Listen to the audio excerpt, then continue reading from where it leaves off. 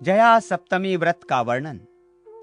दिंडी ने कहा, ब्रह्मन, आपने मुझसे जो 7 सप्तमियों का वर्णन किया, उसमें जो पहली सप्तमी है उसके विषय में आपने विस्तार पूर्वक वर्णन किया, किंतु शेष 6 सप्तमियों के विषय में कुछ नहीं कहा। अतः अन्य सभी सप्तमियों का भी आप वर्णन करें, जिनमें उपवास करके मैं सूर्य लोक को प्राप्त कर सकूं। ब्रह्मा जी बोले, दिंडिन, शुक्ल पक्ष की जिस सप्तमी को हस्त नक्षत्र हो उसे जया सप्तमी कहते हैं। उस दिन किया गया दान, हवन, जप, तर्पण आदि देव पूजन एवं सूर्य देव का पूजन 100 गुना लाभप्रद होता है। ये सप्तमी भगवान भास्कर को अत्यंत प्रिय है। ये पाप नाशिनी, श्रेष्ठ यश देने वाली, पुत्र प्राप्त कराने वाली, अभिष्ट इच्छाओं को पूर्ण करने वाली और लक्ष्मी को प्राप्त कराने वाली है। प्राचीन काल में इसी तिथि को भगवान सूर्य ने हस्त नक्षत्र पर संक्रमण किया था, इसलिए इसे शुक्ल सप्तमी भी कहते हैं। अपने दोनों हाथों में कमल धारण किए हुए भगवान सूर्य की स्वर्णमयी प्रतिमा बनाकर विधि पूर्वक वर्ष भर उसका पूजन करना चाहिए। इस व्रत में 3 पारणाएं करनी चाहिए। प्रथम पारणा 4 मास पर करें। उसमें करवीर के पुष्प तथा रक्त चंदन, गुग्गुल, धूप तथा गेहूं के आटे के लड्डू के नैवेद्य आदि से पूजा करनी चाहिए। इस विधि से देवाधिपति मार्तंड भगवान सूर्य की विधि पूर्वक पूजा करके ब्राह्मणों की पूजा करें। सप्तमी तिथि में उपवास रखकर अष्टमी को पारणा करनी चाहिए। इस पारणा में पीली सरसों मिश्रित जल से स्नान करें, गोमय का प्राशन करें तथा मदार से दंत धावन करें। भानु में प्रियताम, भगवान सूर्य मुझ पर प्रसन्न हो, ऐसा उच्चारण करते हुए ये क्रियाएं संपन्न करें।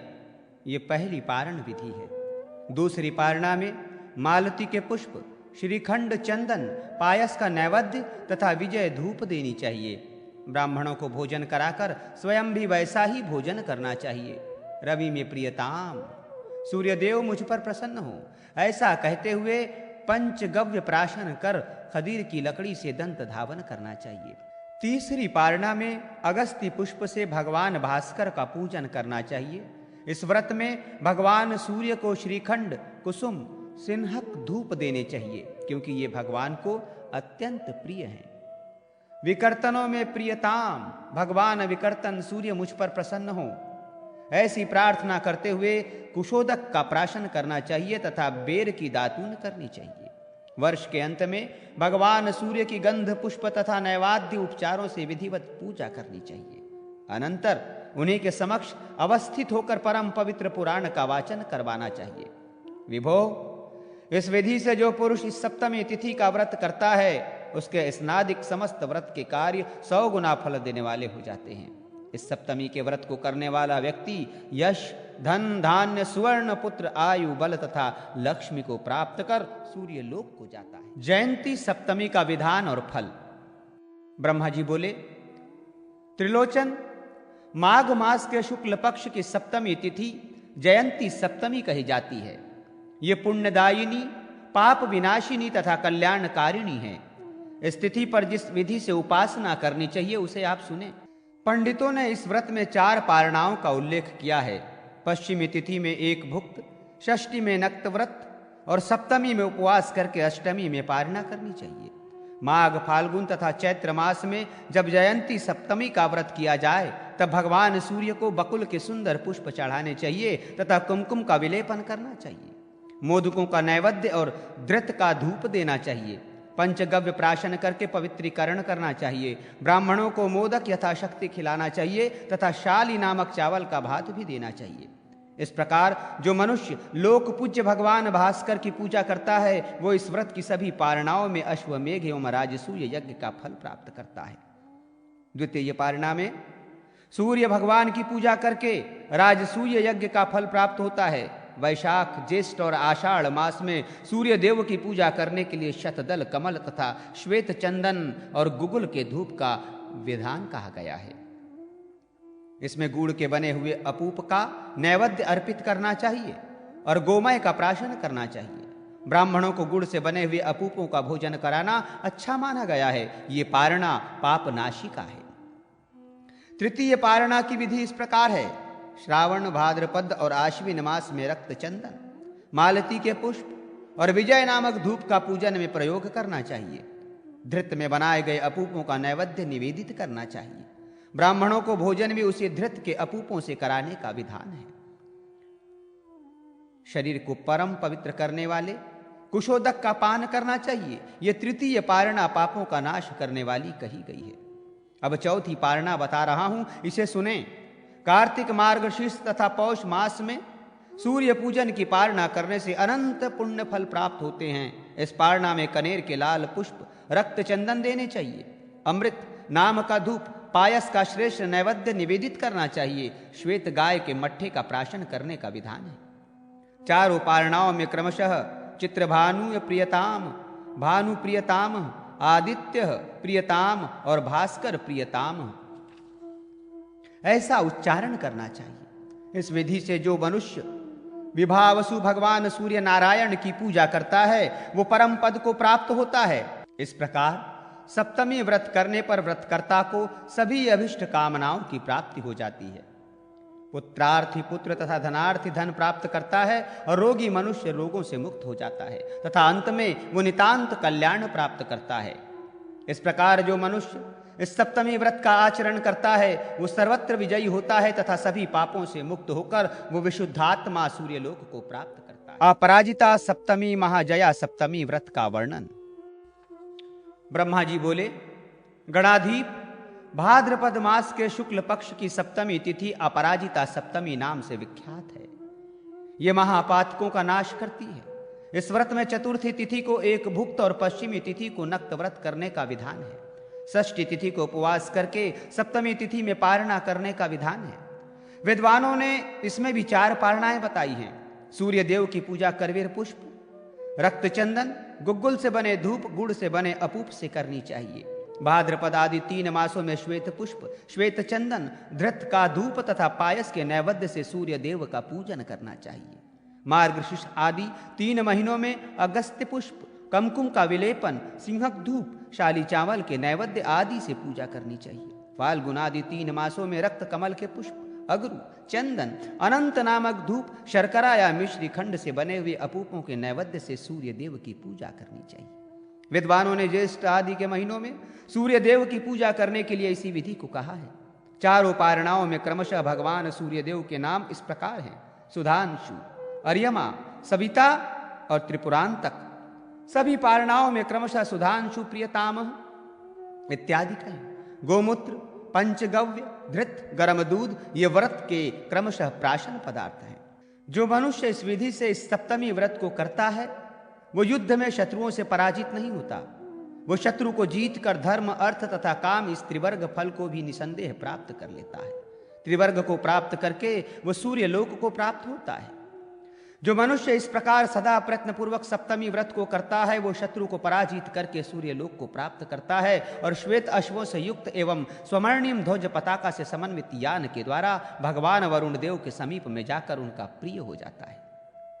ब्रह्मा जी बोले, शुक्ल पक्ष की सप्तमी तिथि में जब सूर्य संक्रमण करते हैं तब वो सप्तमी महाजया कहलाती है, जो भगवान भास्कर को अत्यंत प्रिय है। इस अवसर पर किए गए स्नान, दान, जप, होम और पितृदेव पूजन ये सब कार्य कोटि गुना फल देते हैं, ऐसा भगवान भास्कर ने स्वयं। नंदा सप्तमी तथा भद्रा सप्तमी व्रत का विधान। ब्रह्मा जी बोले, हे वीर, मार्गशीर्ष मास में शुक्ल पक्ष की जो सप्तमी होती है वो नंदा कहलाती है। वो सभी को आनंदित करने वाली तथा कल्याणकारिणी है। इस व्रत में पंचमी तिथि को एक भुक्त और षष्ठी तिथि में नक्त व्रत कर मनीषी लोग सप्तमी तिथि को उपवास बतलाते हैं। इस व्रत में विद्वानों ने 3 पारणाओं के करने का उपदेश किया है। इसके पूजन में मालती के पुष्प, सुगंध, चंदन, कपूर और अगरू से मिश्रित धूप का प्रयोग करना चाहिए।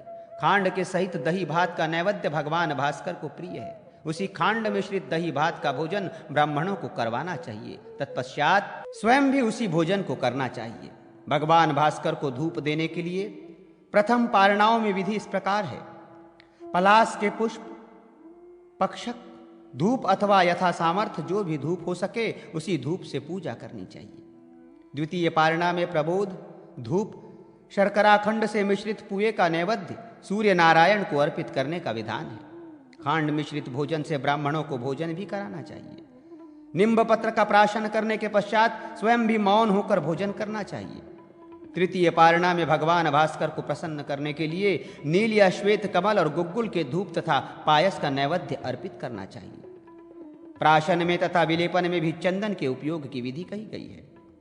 मनुष्यों को सदा पवित्र करने वाले भगवान सूर्य नारायण के नामों को भी सुने।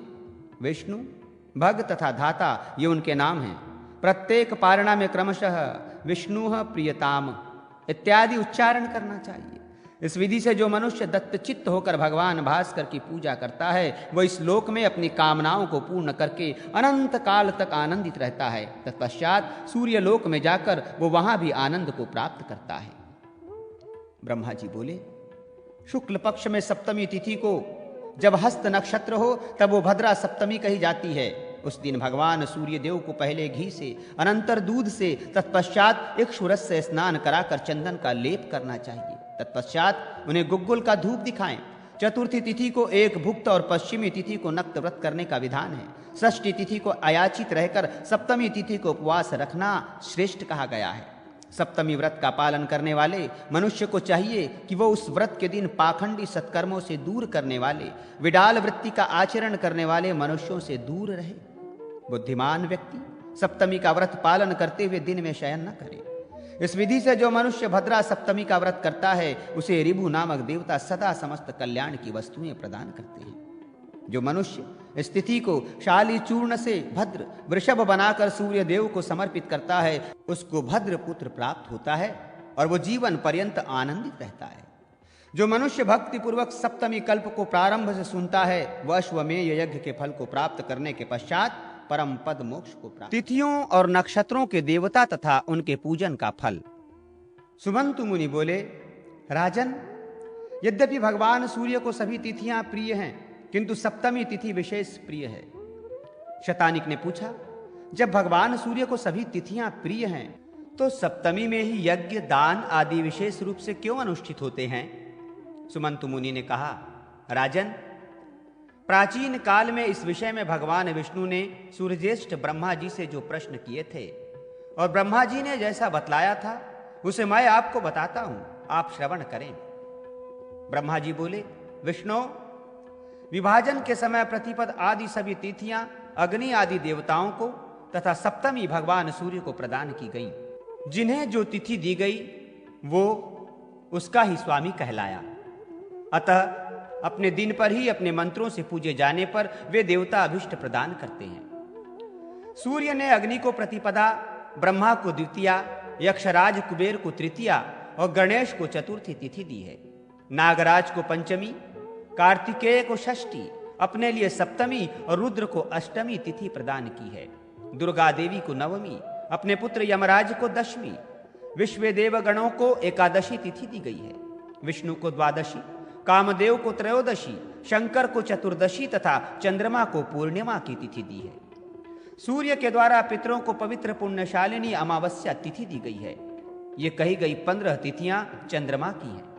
कृष्ण पक्ष में देवता इन सभी तिथियों में शनय शनय चंद्र कलाओं का पान कर लेते हैं। वे शुक्ल पक्ष में पुनः 16वीं कला के साथ उदित होती है। वो अकेली षोडशी कला सदैव अक्षय रहती है, उसमें साक्षात सूर्य का निवास रहता है। इस प्रकार तिथियों का क्षय और वृद्धि स्वयं सूर्य नारायण ही करते हैं, अतः वे सबके स्वामी माने जाते हैं। ध्यान मात्र से ही सूर्य देव अक्षय गति प्रदान करते हैं। दूसरे देवता भी जिस प्रकार उपासकों की अभिष्ट कामना पूर्ण करते हैं उसे मैं संक्षेप में बताता हूं, आप सुने। प्रतिपदा तिथि में अग्निदेव की पूजा करके अमृत रूपी धृत का हवन करें तो उस हवन से समस्त धान्य और अपरिमित धन की प्राप्ति होती है। द्वितीया को ब्रह्मा की पूजा करके ब्रह्मचारी ब्राह्मण को भोजन कराने से मनुष्य सभी विद्याओं में पारंगत हो जाता है। तृतीया तिथि में धन के स्वामी कुबेर का पूजन करने से मनुष्य निश्चित ही विपुल धनवान बन जाता है तथा क्रय विक्रयादि व्यापारिक व्यवहार में उसे अत्यधिक लाभ होता है। चतुर्थी तिथि में भगवान गणेश का पूजन करना चाहिए, इससे सभी विघ्नों का नाश हो जाता है, इसमें संदेह नहीं। पंचमी तिथि में नागों की पूजा करने से विष का भय नहीं रहता, स्त्री और पुत्र प्राप्त होते हैं और श्रेष्ठ लक्ष्मी भी प्राप्त होती है। षष्ठी तिथि में कार्तिकेय की पूजा करने से मनुष्य श्रेष्ठ मेधावी, रूप संपन्न, दीर्घायु और कीर्ति को बढ़ाने वाला हो जाता है। सप्तमी तिथि को चित्रभानु नाम वाले भगवान सूर्य नारायण का पूजन करना चाहिए, ये सब के स्वामी एवं रक्षक हैं। अष्टमी तिथि को वृषभ से सुशोभित भगवान सदाशिव की पूजा करनी चाहिए, वे प्रचुर ज्ञान तथा अत्यधिक कांति प्रदान करते हैं। भगवान शंकर मृत्यु हरण करने वाले, ज्ञान देने वाले और बंधन मुक्त करने वाले हैं।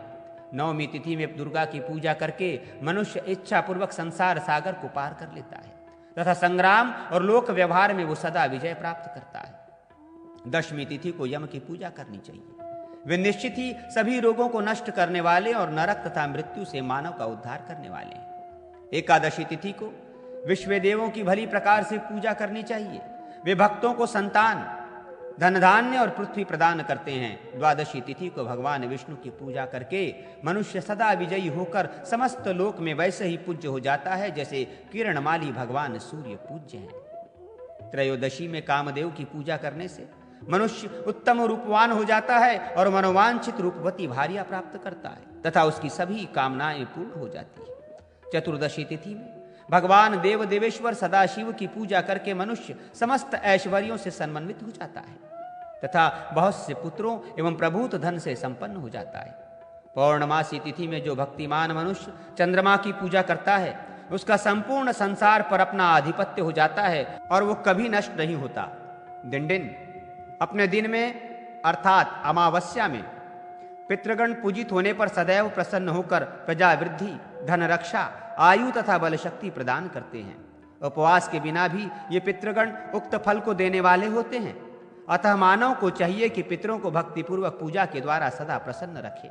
मूल मंत्र, नाम संकीर्तन और अंश मंत्रों से कमल के मध्य में स्थित तिथियों के स्वामी देवताओं की विविध उपचारों से भक्तिपूर्वक यथाविधि पूजा करनी चाहिए तथा जप होमादि कार्य संपन्न करने चाहिए। इसके प्रभाव से मानव इस लोक में और परलोक में सदा सुखी रहता है, उन देवों के लोकों को प्राप्त करता है और मनुष्य उस देवता के अनुरूप हो जाता है। उसके सारे अरिष्ट नष्ट हो जाते हैं तथा वो उत्तम रूपवान धार्मिक शत्रुओं का नाश करने वाला राजा होता है।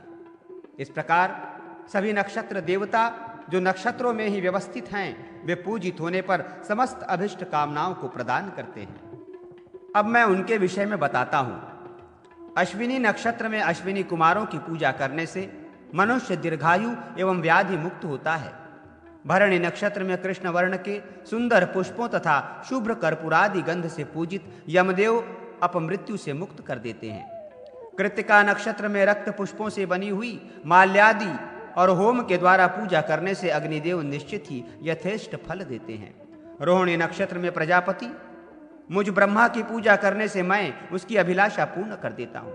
मृगशिरा नक्षत्र में पूजित होने पर उसके स्वामी चंद्रदेव उसे ज्ञान और आरोग्य प्रदान करते हैं। आद्रा नक्षत्र में शिव के अर्चन से विजय प्राप्त होती है। सुंदर कमल आदि पुष्पों से पूजे गए भगवान शिव सदा कल्याण करते हैं। पुनर्वसु नक्षत्र में अदिति की पूजा करनी चाहिए। पूजा से संतृप्त होकर वे माता के सदृश रक्षा करती है। पुष्य नक्षत्र में उसके स्वामी बृहस्पति अपने पूजा से प्रसन्न होकर प्रचुर सद्बुद्धि प्रदान करते हैं। आश्लेषा नक्षत्र में नागों की पूजा करने से नागदेव निर्भय कर देते हैं, काटते नहीं। मघा नक्षत्र में हव्य कव्य के द्वारा पूजे गए सभी पितृगण धन धान्य भृत्य पुत्र तथा पशु प्रदान करते हैं। पूर्वा फाल्गुनी नक्षत्र में पुषा की पूजा करने पर विजय प्राप्त हो जाती है और उत्तरा फाल्गुनी नक्षत्र में भग नामक सूर्य देव की पुष्पादि से पूजा करने पर वे विजय कन्या को अभिषिक्त पति और पुरुष को अभिष्ट पत्नी प्रदान करते हैं तथा उन्हें रूप एवं द्रव्य संपदा से संपन्न कर देते हैं। हस्त नक्षत्र में भगवान सूर्य गंध पुष्पादि से पूजित होने पर सभी प्रकार की धन संपत्तियां प्रदान करते हैं। चित्रा नक्षत्र में पूजे गए भगवान त्वष्टा शत्रु रहित राज्य प्रदान करते हैं। स्वाति नक्षत्र में वायुदेव पूजित होने पर संतुष्ट हो परम शक्ति प्रदान करते हैं। विशाखा नक्षत्र में लाल पुष्पों से इंद्राग्नि का पूजन करने से मनुष्य इस लोक में धन धान्य प्राप्त कर सदा तेजस्वी रहता है।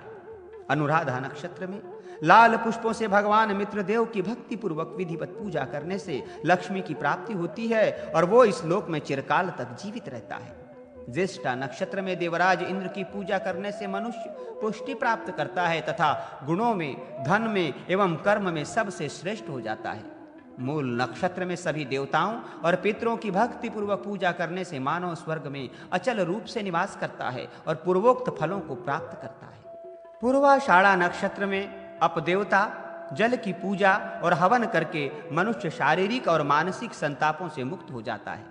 उत्तराषाढ़ा नक्षत्र में विश्वदेवों और भगवान विश्वेश्वर की पुष्पादि द्वारा पूजा करने से मनुष्य सभी कुछ प्राप्त कर लेता है। श्रवण नक्षत्र में श्वेत, पीत और नील वर्ण के पुष्पों द्वारा भक्ति भाव से भगवान विष्णु की पूजा कर मनुष्य उत्तम लक्ष्मी और विजय को प्राप्त करता है। धनिष्ठा नक्षत्र में गंध पुष्पादि से वशुओं के पूजन से मनुष्य बहुत बड़े भय से भी मुक्त हो जाता है, उसे कहीं कुछ भी भय नहीं रहता। शतभिषा नक्षत्र में इंद्र की पूजा करने से मनुष्य व्याधियों से मुक्त हो जाता है और आतुर व्यक्ति पुष्टि, स्वास्थ्य और ऐश्वर्य को प्राप्त करता है। पूर्वाभाद्रपद नक्षत्र में शुद्ध स्फटिक मणि के समान कांतिमान अजन्मा प्रभु की पूजा करने से उत्तम भक्ति और विजय प्राप्त होती है। उत्तराभाद्रपद नक्षत्र में अहिर्बुधन्य की पूजा करने से परम शांति की प्राप्ति होती है। रेवती नक्षत्र में श्वेत पुष्प से पूजे गए भगवान कुशा सदैव मंगल प्रदान करते हैं और अचल धृति तथा विजय भी देते हैं। अपनी सामर्थ्य के अनुसार भक्ति से किए गए पूजन से ये सभी सदा फल देने वाले होते हैं। यात्रा करने की इच्छा हो अथवा किसी कार्य को प्रारंभ करने की इच्छा हो तो नक्षत्र देवता की पूजा आदि करके ही वो सब कार्य करना उचित है। इस प्रकार करने पर यात्रा में तथा क्रिया में सफलता होती है, ऐसा स्वयं भगवान सूर्य ने कहा है। ब्रह्मा जी ने कहा, मधुसूदन, आप भक्ति पूर्वक सूर्य की आराधना करें, क्योंकि भगवान सूर्य की नित्य पूजा, नमस्कार, सेवा व्रत, उपवास, हवन आदि तथा विविध प्रकार से ब्राह्मणों को तृप्त करने से मनुष्य पाप रहित होकर सूर्य लोक को प्राप्त करता है। सूर्य पूजा का महात्म्य। ब्रह्मा जी बोले, मधुसूदन, जो मनुष्य भक्ति पूर्वक सूर्य देव का मंदिर बनवाता है वो अपनी 7 पीढ़ियों को दिव्य सूर्य लोक प्राप्त करा देता है। सूर्य देव के मंदिर में जितने वर्ष पर्यंत भगवान सूर्य की पूजा होती है उतने 1000 वर्षों तक वो सूर्य लोक में आनंद प्राप्त करता है। जिसके घर में अर्घ, पुष्प, चंदन, नैवेद्य आदि के द्वारा भगवान सूर्य की विधि पूर्वक आराधना होती है, वो चाहे सकाम हो या निष्काम, वो सूर्य की साम्यता प्राप्त कर लेता है। भगवान सूर्य में अपने मन को लगाकर जो व्यक्ति अत्यंत सुगंधित मनोहारी पुष्प, विजय तथा अमृतादि नामक धूप, अत्यधिक सुगंधित कर्पूरादि के विलेपन का लेप, दीपदान, नैवेद्य आदि उपहार भगवान सूर्य नारायण को प्रतिदिन अर्पण करता है, वो अपनी अभिष्ट इच्छा प्राप्त कर लेता है। यज्ञाधिपति भगवान भास्कर यज्ञों से भी प्रसन्न होते हैं, किंतु धनवान तथा लोक संचयी मनुष्य ही बहुत से संसाधनों और नाना प्रकार के समारंभों से युक्त एवं विस्तृत अश्वमेघ तथा राजसूयादि यज्ञ संपन्न कर पाते हैं। इसलिए यदि मनुष्य भगवान सूर्य की भक्ति भाव से दुर्वांकुरों से भी पूजा करते हैं तो सूर्यदेव उन्हें इन सभी यज्ञों के करने से प्राप्त होने वाले अति दुर्लभ फल को प्राप्त करा देते हैं। सूर्यदेव को अर्पित करके योग्य पुष्प, भोज्य पदार्थ, नैवेद्य, धूप, गंध और शरीर में लगाने वाले अनुलेप्य पदार्थ, भूषण और लाल वस्त्र, जो भी उपहार तथा भक्ष फल हैं, वो सब सूर्यदेव के अनुरूप होना चाहिए। उन आदिदेव यज्ञ पुरुष की आप यथाशक्ति आराधना करें। भगवान सूर्य के मंदिर में जो चित्रभानु भगवान दिवाकर को तीर्थ के पवित्र जल, गंध, मधु, धृत और दूध से स्नान कराता है, वो स्वर्गलोक के समान मधुर दूध दही से संपन्न हो जाता है अथवा शाश्वत शांति को प्राप्त कर लेता है। अनेक विदेह वंशीय जनक नाम से प्रख्यात राजा और है वंशीय नृपति गण भगवान सूर्य की आराधना से अमरत्व को प्राप्त हो गए हैं। इसलिए आप भी विधि पूर्वक उपासना से भगवान भास्कर को संतुष्ट करें। इससे प्रसन्न हुए भगवान सूर्य शांति प्रदान करते हैं। विष्णु ने पूछा, ब्रह्मन, भगवान सूर्य उपवास से कैसे संतुष्ट होते हैं? उपवास करने वाले भक्त के द्वारा इनकी आराधना किस प्रकार की जाए, इसे आप बताएं। ब्रह्मा जी ने कहा, जब भोग परायण व्यक्ति धूप, पुष्प आदि उपचारों से भगवान सूर्य की तन्मयता पूर्वक आराधना कर कल्याण प्राप्त कर लेता है, तो फिर उपवास परायण व्यक्ति यदि आराधना करता है तो उसके कल्याण के विषय में कहना ही क्या है। पापों से दूर रहना, सद्गुणों का आचरण करना और संपूर्ण भोगों से विरत रहना उपवास कहलाता है। जो उपवास परायण पुरुष भक्तिभाव से एक रात 2 रात अथवा 3 रात भगवान सूर्य का ध्यान करता है, उसके नाम का जप करता है, उनके उपदेश से ही संपूर्ण कार्य करता है तथा उन्हीं में अपना मन लगाए हुए है, ऐसा अनासक्त पुरुष भगवान सूर्य की पूजा कर उस परम ब्रह्म को प्राप्त कर लेता है। जो मनुष्य किसी कामनावश अपने मन को भगवान सूर्य में लगाकर ध्यान पूर्वक उनकी उपासना करता है, वो ऋषध्वज भगवान सूर्य के प्रसन्न होने पर उस उद्देश्य को प्राप्त कर लेता है। विष्णु ने पूछा, विभो, ब्राह्मण, क्षत्रिय, वैश्य, शूद्र तथा स्त्री आदि सभी सांसारिक पंख में फंसे हुए हैं, उन्हें सुगति कैसे प्राप्त होगी? ब्रह्मा जी ने कहा, मनुष्य निष्कपट भाव से तिमिरहर भगवान भास्कर की आराधना करके सद्गति प्राप्त कर सकता है। जो व्यक्ति विषयों में आसक्त है तथा भगवान सूर्य में मन नहीं लगाता, ऐसा पाप कर्म करने वाला मनुष्य सद्गति कैसे प्राप्त कर सकेगा? संसार के दुख में पीड़ित व्यक्ति सद्गति प्राप्त करना चाहता है तो उस लोक पूज्य सर्वेश्वर भगवान ग्रहाधिपति सूर्य की पुष्प, सुगंधित धूप, अगरू, चंदन, वस्त्र, आभूषण तथा भक्ष्य नैवेद्यादि उपचारों से उपवास परायण होकर आराधना करें। यदि संसार से विरक्त होकर सद्गति प्राप्त करने की अभिलाषा हो तो काल के स्वामी सूर्य देव की आराधना करें। यदि उनकी आराधना के लिए पुष्प नहीं है तो शुभ वृक्षों के कोमल पल्लवों एवं दुर्वांकुरों से भी पूजा की जा सकती है। अपने सामर्थ्य के अनुसार पुष्प, पत्र, जल तथा धूप से भक्ति भाव पूर्वक भगवान भास्कर की पूजा कर वो अतुलनीय संतुष्टि प्राप्त कर सकता है।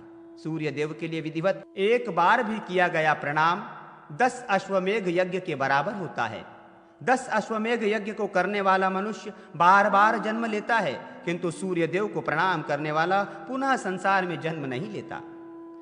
इस प्रकार भक्तिपूर्वक जिसके द्वारा विधि विधान से भगवान सूर्य की उपासना की जाती है वह उत्तम गति प्राप्त करता है। उन्हीं की आराधना करके मैंने संसार पूज्य इस ब्रह्मत्व को प्राप्त किया है। आपने भी पहले उन्हीं सूर्य देव से अपनी अभिष्ट इच्छाओं को प्राप्त किया।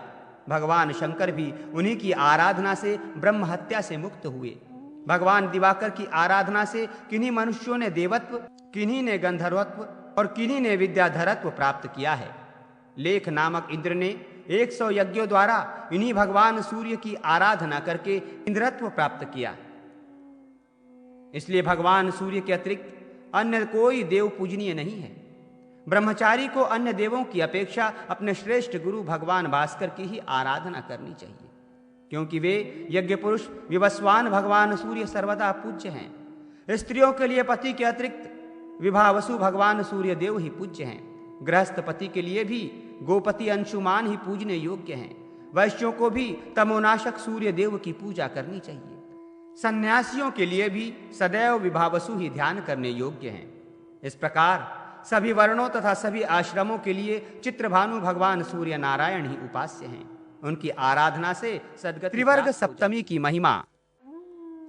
ब्रह्मा जी बोले, विष्णु, जिन जिन कामनाओं को लेकर अथवा निष्काम होकर भगवान सूर्य नारायण के उपास व्रतों को करके व्यक्ति मनोवांछित फल प्राप्त करता है, अब आप उन उपवास व्रतों के विषय में सुने।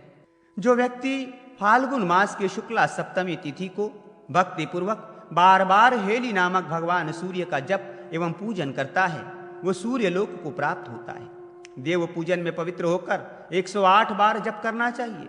स्नान करते हुए प्रस्थान काल में उठते बैठते अर्थात सभी समय भगवान सूर्य का नामोच्चारण करना चाहिए। उपवास करने वाले व्यक्ति को पाखंडी, पतित और अन्यायी लोगों से बातचीत नहीं करनी चाहिए। श्रद्धा पूर्वक सूर्य देव के प्रति मन एकाग्र करके उनकी पूजा करते हुए इस श्लोक का पाठ करना चाहिए। हे परमहंस स्वरूप भगवान सूर्य, आप दयालु हैं, गतिहीनों को सद्गति प्रदान करने वाले हैं। संसार सागर में निमग्न लोगों के लिए आप रक्षक बने। इस प्रकार एकाग्र चित्त होकर उपवास करते हुए भगवान सूर्य नारायण का पूजन करना चाहिए। पूर्वाह्न काल में स्नान कर सूर्य देव का पूजन करें। तत्पश्चात हंस हंस इस श्लोक का जप करें और भगवान सूर्य के चरणों में 3 बार जलधारा अर्पित करें। इसी प्रकार चैत्र, वैशाख और ज्येष्ठ मास में भी भगवान सूर्य देव का पूजन करते हुए मनुष्य मृत्युलोक में ही श्रेष्ठ गति को प्राप्त कर लेता है और अंत में सूर्य लोक को प्राप्त करता है। आषाढ़, श्रावण, भाद्रपद और आश्विन मास में भी इसी विधि से उपवास रखकर सूर्य भगवान का मार्तंड नाम से सम्यक पूजन और जप करना चाहिए। गोमूत्र के प्राशन से पवित्र मनुष्य धनवान होकर कुबेर लोक को प्राप्त करता है। संसार के स्वामी अव्यय आत्मस्वरूप भगवान सूर्य नारायण की आराधना एवं अंतकाल में भगवान सूर्य का स्मरण करने से सूर्य लोक की प्राप्ति होती है। कार्तिक आदि 4 महीने में दूध का प्राशन करना चाहिए। इन महीनों में भास्कर नाम से भगवान सूर्य का पूजन तथा जप करना चाहिए। ऐसा करने पर व्यक्ति भगवान सूर्य के लोक को प्राप्त होता है। प्रत्येक मास में ब्राह्मणों को यथाभिलषित दान देना चाहिए। चातुर्मास की समाप्ति पर पुराण वाचन कराना चाहिए और कीर्तन का आयोजन करना चाहिए।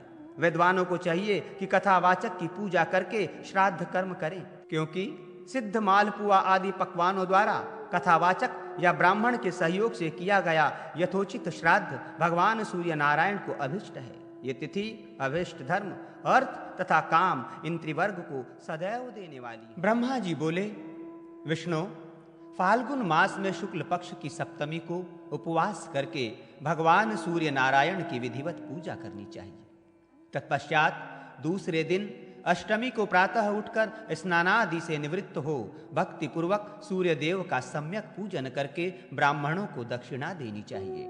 श्रद्धा पूर्वक भगवान सूर्य के निमित्त आहुतियां प्रदान कर भगवान भास्कर को प्रणाम कर इस प्रकार प्रार्थना करनी चाहिए। प्राचीन समय में देवी सावित्री ने अपनी अभिष्ट सिद्धि के लिए जिन आराध्य देव की आराधना की थी, वही मेरे आराध्य भगवान सूर्य मेरी सभी कामनाओं को प्रदान करें। देवी अदिति ने जिनकी आराधना करके अपने सभी अभिष्ट मनोरथों को प्राप्त किया था, वही दिवसपति भगवान भास्कर प्रसन्न होकर मेरी सभी अभिलाषाओं को पूर्ण करें। दुर्वासा मुनि के शाप के कारण राजपद से च्युत देवराज इंद्र ने जिनकी अर्चना करके अपनी सभी कामनाओं को प्राप्त कर लिया था, वही दिवसपति मेरी कामना पूर्ण करें। हे गरुड़ध्वज, इस प्रकार भगवान सूर्य की प्रार्थना कर पूजा संपन्न करें।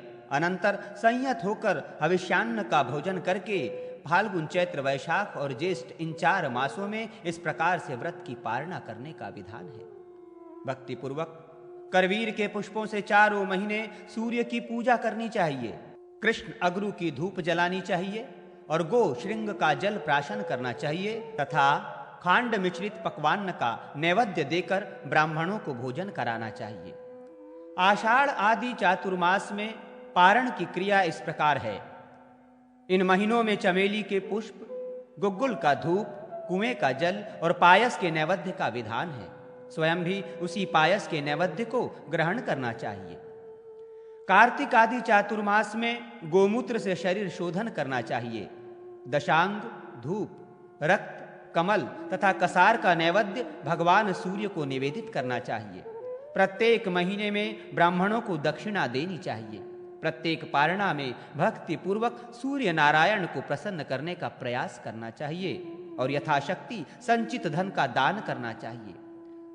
वित्त शाठ्यता, कंजूसी न करें, क्योंकि सद्भाव से पूजा करने पर तथा दान आदि से 7 घोड़ों से युक्त रथ पर आरूढ़ होने वाले भगवान सूर्य प्रसन्न होते हैं। पारणा के अंत में यथाशक्ति जल आदि से स्नान कराकर पूजा करने पर भगवान सूर्य प्रसन्न हो निर्बाध रूप से मनोवांछित फल प्रदान करते हैं।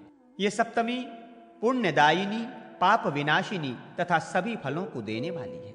मनुष्य की जैसी अभिलाषाएं होती हैं, वैसे ही फल प्राप्त होते हैं।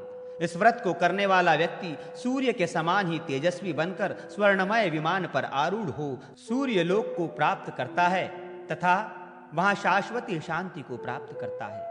वहां से पुनः पृथ्वी पर जन्म लेकर उन गोपति सूर्य भगवान की ही कृपा से प्रतापी राजा होता है। इसी प्रकार उत्तरायण के सूर्य में शुक्ल पक्ष में भग और यमा सूर्य आदि के नक्षत्रों में पड़ने पर दान मान से भगवान सूर्य की पूजा कर उन्हें प्रसन्न करना चाहिए। इससे संपूर्ण पाप नष्ट हो जाते हैं।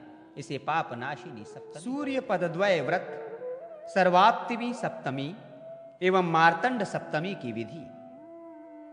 ब्रह्मा जी बोले, धर्मज्ञ, अब मैं जगद्वाता देव देवेश्वर भगवान सूर्य नारायण के पदद्वय महात्म्य का वर्णन करता हूं। इसे आप सुने। अंशुमाली सूर्य देव ने संसार के कल्याण की कामना से अपने दोनों पादों को एक पाद पीठ पर रखा है। उनके वाम पाद को उत्तरायण और दक्षिण पाद को दक्षिणायन के रूप में जानना चाहिए। सभी इंद्र आदि देवगण इनके चरणों की वंदना करते रहते हैं और आप और हम सूर्य देव के दक्षिण पाद की अर्चना करते हैं। विष्णु तथा शंकर श्रद्धा पूर्वक उनके वाम पाद की पूजा करते हैं। जो मानव प्रत्येक सप्तमी को भगवान सूर्य देव की विधिवत आराधना करता है उस पर वे सदा संतुष्ट रहते हैं। भगवान विष्णु ने पूछा, गोलोक स्वामी सूर्य नारायण की आराधना किस प्रकार की जाती है, उसका आप वर्णन करें। ब्रह्मा जी बोले, उत्तरायण प्रारंभ होने के दिन स्नान करके संयमित मन से धृत दुग्ध आदि पदार्थों के द्वारा भगवान सूर्य को स्नान कराना चाहिए। सुंदर वस्त्रोपहार, पुष्प, धूप तथा अनुलेपन आदि से उनकी विधिवत पूजा कर ब्राह्मणों को भोजन और दक्षिणादि से संतुष्ट करना चाहिए। उसके बाद सूर्य भक्ति परायण व्यक्ति को उनके पदद्वय व्रत का विधान ग्रहण करना चाहिए। तदनंतर स्नान करके चित्रभानु दिवाकर की वंदना करनी चाहिए।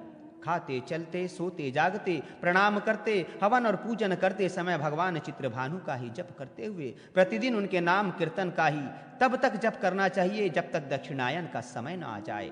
उनकी प्रार्थना इस प्रकार करें, चित्रभानु परमात्ममय परम ब्रह्म हैं, जिनका अंत काल में मैं भली भांति स्मरण करूंगा, क्योंकि वे ही सूर्य नारायण मेरी परम गति है। इस प्रकार स्तुति करके शाणामासिक भगवान सूर्य के व्रत को तब तक करना चाहिए जब तक दक्षिणायन पूर्ण रूप से ना आ जाए। उसके पश्चात यथाशक्ति ब्राह्मणों को भोजन कराकर भगवान मार्तंड के सामने पुण्य कथा और आख्यान का पाठ करना चाहिए। भक्तिपूर्वक यथाशक्ति वाचक और लेखक का पूजन भी करना चाहिए। इस प्रकार जो मनुष्य ये व्रत करता है उसको इसी जन्म में सभी पापों से मुक्ति मिल जाती है।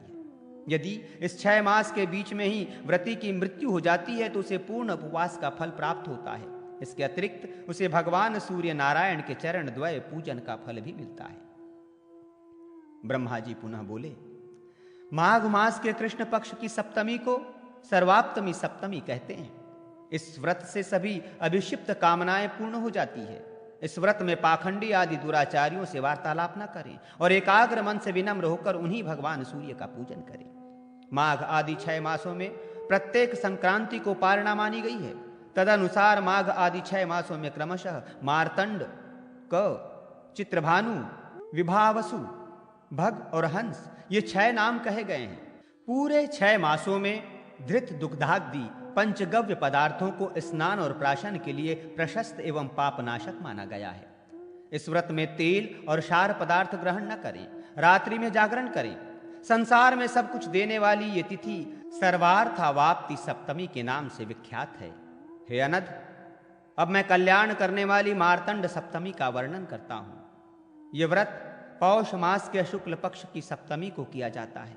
इसके सम्यक अनुष्ठान से अभिष्ट फल की प्राप्ति होती है। इस दिन व्रत रहकर भगवान सूर्य का मार्तंड नाम से पूजन एवं निरंतर जप करना चाहिए। ब्राह्मण की भी विशेष श्रद्धा भक्ति से पूजा करनी चाहिए। इस प्रकार पवित्र मन से सभी मासों में उपासना करके प्रत्येक मास में अपनी शक्ति के अनुसार ब्राह्मण को गौ आदि का दान देना चाहिए। दूसरे वर्ष में उपवास पूर्वक यथाशक्ति सूर्य नारायण के निमित्त गौ आदि का दान देने से व्रती साक्षात भगवान मार्कंड के लोक को प्राप्त करता है। इस मार्तंड नामक सप्तमी की नक्षत्रगण उपासना करके ही ध्युलोक में प्रकाशित होते हुए आज भी स्थित दृष्टि अनंत सप्तमी तथा अव्यंग सप्तमी का विधान। ब्रह्मा जी ने कहा, अच्युत, भाद्रपद मास में शुक्ल पक्ष की सप्तमी तिथि को जितेंद्रिय होकर सप्ताश्व वाहन भगवान आदित्य को प्रणाम करके पुष्प, धूप आदि सामग्रियों से इनका पूजन करना चाहिए। पाखंडी आदि दुराचारियों से आलाप न करें। ब्राह्मण को दक्षिणा देकर रात्रि में मौन होकर भोजन करना चाहिए। इस विधान से बैठते चलते, प्रस्थान करते और गिरने पड़ने की स्थिति में प्रत्येक समय आदित्य नाम का स्मरण तथा उच्चारण करते हुए क्रमशः 12 मास तक व्रत और जगत गुरु भगवान सूर्य का पूजन करना चाहिए। व्रत की पारणा में पुण्य पुराण की कथा का श्रवण करें। सूर्य देव को प्रसन्न करें। इससे पुष्टि लाभ होता है। इस सप्तमी में कथा श्रवण से अनंत फलों की प्राप्ति होती है। श्रावण मास की शुक्ला सप्तमी को अव्यंग सप्तमी कहा जाता है। इस दिन शताब्ष वाहन भगवान सूर्य की पुष्प धूपादि से पूजा करें, पाखंडियों से वार्ता न करें, नियतात्मा होकर रहें, ब्राह्मण को दक्षिणा देकर मौन हो रात्रि में भोजन करें, प्रतिवर्ष अव्यंग बनाकर उन्हें निवेदित करें। अव्यंग समर्पण के समय विविध प्रकार के बाजे बजवाने चाहिए। ब्राह्मण लोग वेद मंत्रों का उच्चारण करें। जिस प्रकार श्रावण मास में अन्य देवताओं को पवित्र अर्पण किया जाता है, उसी प्रकार सूर्य नारायण को भी प्रत्येक श्रावण मास में अव्यंग अर्पण करने का विधान है। इस प्रकार 12 मास पर्यंत इस व्रत को करें। अंत में पारणा करनी चाहिए और ब्राह्मणों को यथाशक्ति भोजन कराकर दक्षिणा देनी चाहिए। जो मनुष्य पवित्र होकर व्रत करके सूर्य नारायण की आराधना करता है, वो भगवान वनमाली सूर्य देव के परम दिव्य लोक को प्राप्त होता है। सूर्य पूजा में भाव शुद्धि की आवश्यकता एवं त्रिप्राप्ति सप्तमी व्रत। ब्रह्मा जी बोले, गरुड़ ध्वज, भक्ति पूर्वक शुद्ध हृदय से मात्र जलार्पण द्वारा भी सूर्य भगवान की पूजा करने पर दुर्लभ फल की प्राप्ति हो जाती है। राग द्वेषादि से रहित हृदय, असत्य आदि से अदूषित वाणी और हिंसा वर्जित कर्म, ये भगवान भास्कर की आराधना के श्रेष्ठ 3 प्रकार हैं। रागादि दोषों से दूषित हृदय में तिमिर विनाशक सूर्य नारायण की रश्मियों का स्पंदन भी नहीं होता। फिर उनके निवास की तो बात कौन करें। यहां तक कि वो भगवान सूर्य के द्वारा संसार पंख में निमग्न कर दिया जाता है। जिस प्रकार चंद्रमा की कला अंधकार को दूर करने में सर्वथा सफल नहीं होती, उसी प्रकार हिंसादि से दूषित कर्म के द्वारा सूर्य नारायण की पूजा में कैसे सफलता प्राप्त हो सकती है। चित्त की अप्रसन्नता के कारण भी मनुष्य सूर्य देव को प्राप्त नहीं कर सकता है। इसलिए सत्य स्वभाव, सत्य वाक्य और अहिंसक कर्म से ही स्वभावतः भगवान आदित्य प्रसन्न होते हैं। यदि मनुष्य कलुषित हृदय से भगवान देवेश को सब कुछ दे दे, तो तब भी उन देव देवेश्वर भगवान दिवाकर की आराधना नहीं होती। अतः आप अपने हृदय को रागादि द्वेषों से रहित बनाकर भगवान भास्कर के लिए अर्पित करें। ऐसा करने पर दुष्प्राय भगवान भास्कर को आप अनायास ही प्राप्त कर लेंगे। विष्णु ने कहा, आपने बताया कि भास्कर हमारे लिए पूजनीय हैं, अतः उनकी संपूर्ण आराधना विधि आप मुझसे कहिए। ब्रह्मन, श्रेष्ठ कुल में जन्म, आरोग्य और दुर्लभ धन की अभिवृद्धि, ये तीनों जिसके द्वारा प्राप्त होते हैं, उस त्रिप्राप्ति व्रत को भी हमें बताएं। ब्रह्मा जी बोले, माघ मास में कृष्ण पक्ष की सप्तमी के दिन हस्त नक्षत्र का योग रहने पर व्रती को चाहिए कि वो जगत सृष्टा सूर्य देव की सुगंध, धूप, नैवेद्य एवं उपहार आदि पूजन सामग्रियों के द्वारा पूजा करे। गृहस्थ पुरुष पुष्पों के द्वारा दानादि युक्त पूजा वर्ष पर्यंत संपन्न करे और वज्र, बाजरा, तिल, व्रीहि, यव, सुवर्ण, यव, अन्न, जल, ओला, ओले का पानी, उपानह, शत्र और गुड़ से बने पदार्थ क्रम से प्रतिमास मुनियों ब्राह्मणों को दान देना चाहिए। इस व्रत में आत्मशुद्धि के लिए सूर्य नारायण की पूजा करके प्रतिमास क्रमशः शाक, गोमूत्र, जल, धृत, दुर्वा, दधि, धान्य, तिल, यव, सूर्य किरणों से तपा हुआ जल, कमल गट्ठा और दूध का प्राशन करना चाहिए। इस विधि से इस सप्तमी व्रत को करने वाला मनुष्य धन्य धान्य से परिपूर्ण, लक्ष्मी युक्त तथा समस्त दुखों से रहित होता है और श्रेष्ठ कुल में जन्म लेकर जितेंद्रिय, निरोग, बुद्धिमान और सुखी रहता है। अतः आप भी बिना प्रमाद किए ही इस प्रभा संपन्न स्वामी भगवान दिवाकर की आराधना कर कामनाओं के संपूर्ण फल को प्राप्त। सूर्य मंदिर निर्माण का फल तथा यमराज का अपने दूतों को सूर्य भक्तों से दूर रहने का आदेश, धृत तथा दूध से अभिषेक का फल। ब्रह्मा जी ने कहा, हे वासुदेव, जो मनुष्य मिट्टी, लकड़ी अथवा पत्थर से भगवान सूर्य के मंदिर का निर्माण करवाता है, वो प्रतिदिन किए गए यज्ञ के फल को प्राप्त करता है। भगवान सूर्य नारायण का मंदिर बनवाने पर वो अपने कुल की 100 आगे और 100 पीछे की पीढ़ियों को सूर्यलोक प्राप्त करा देता है। सूर्यदेव के मंदिर का निर्माण कार्य प्रारंभ करते ही 7 जन्मों में किया गया जो थोड़ा अथवा बहुत पाप है, वो नष्ट हो जाता है। मंदिर में सूर्य की मूर्ति को स्थापित कर मनुष्य कृतकृत्य हो जाता है और उसे दोष फल की प्राप्ति नहीं होती तथा अपने आगे और पीछे के कुलों का उद्धार कर देता है। इस विषय में प्रजाओं को अनुशासित करने वाले यम ने पाशदंड से युक्त अपने किंकरों से पहले ही कहा है कि मेरे इस आदेश का यथोचित पालन करते हुए तुम लोग संसार में विचरण करो। कोई भी प्राणी तुम लोगों की आज्ञा का उल्लंघन नहीं कर सकेगा। संसार के मूलभूत भगवान सूर्य की उपासना करने वाले लोगों को तुम लोग छोड़ देना, क्योंकि उनके लिए यहाँ पर स्थान नहीं है। संसार में जो सूर्य भक्त हैं और जिनका हृदय उन्हीं में लगा हुआ है, ऐसे लोग जो सूर्य की सदा पूजा किया करते हैं, उन्हें दूर से ही छोड़ देना।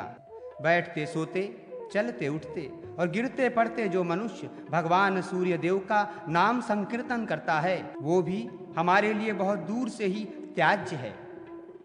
जो भगवान भास्कर के लिए नित्य नैमित्तिक यज्ञ करते हैं, उन्हें तुम लोग दृष्टि उठाकर भी मत देखना।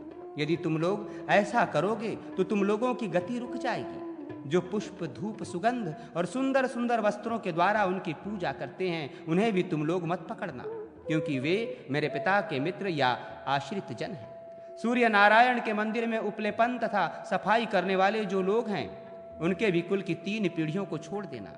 जिसने सूर्य मंदिर का निर्माण कराया है, उसके कुल में उत्पन्न हुआ पुरुष भी तुम लोगों के द्वारा बुरी दृष्टि देखने के योग्य नहीं है। जिन भगवत भक्तों ने मेरे पिता की सुंदर अर्चना की है, उन मनुष्यों को तथा उनके कुल को तुम सदा दूर से ही त्याग देना।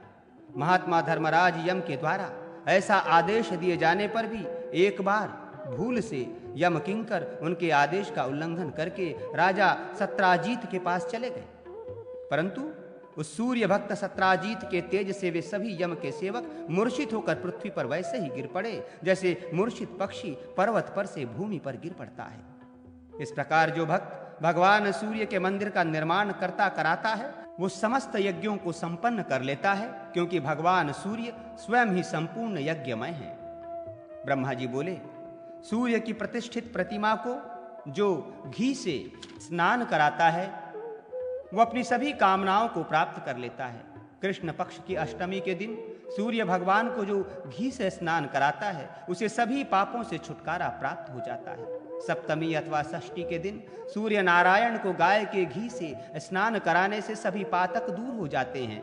संध्या काल में घी से स्नान कराने पर जो ज्ञात अज्ञात संपूर्ण पाप दूर हो जाते हैं।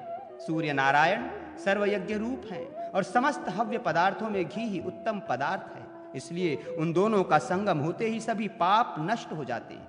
सूर्य को दूध से स्नान कराने वाला मनुष्य 7 जन्मों तक सुखी, रोग रहित और रूपवान होता है और अंत में दिव्य लोक में निवास करता है। जैसे दूध स्वच्छ होता है और रोगादि से मुक्ति देने वाला है, वैसे ही दूध से स्नान कराने पर अज्ञान हटकर निर्मल ज्ञान प्राप्त होता है।